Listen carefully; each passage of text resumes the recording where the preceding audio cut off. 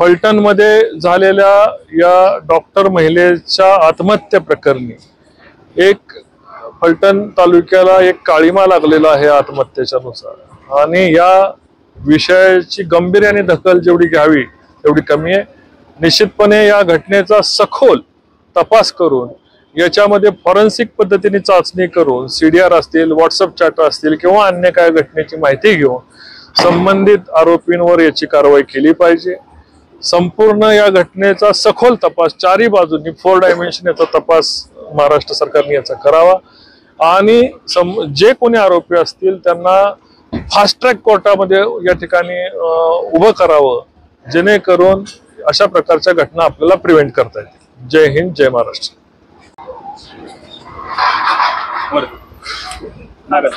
फलटणमध्ये झालेल्या या डॉक्टर महिलेच्या आत्महत्या प्रकरणी एक फलटण तालुक्याला एक काळिमा लागलेला आहे आत्महत्येच्या नुसार, आणि या विषयाची गांभीर्याने दखल जेवढी घ्यावी तेवढी कमी आहे।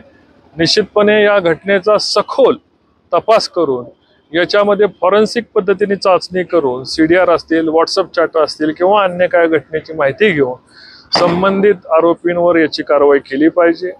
संपूर्ण या घटनेचा सखोल तपास चारही बाजूंनी 4 डायमेन्शन याचा तपास महाराष्ट्र सरकारने याचा करावा, आणि जे कोणी आरोपी असतील त्यांना फास्ट ट्रॅक कोर्टामध्ये या ठिकाणी उभं करावं, जेणेकरून अशा प्रकारच्या घटना आपल्याला प्रिव्हेंट करता येतील। जय हिंद, जय महाराष्ट्र।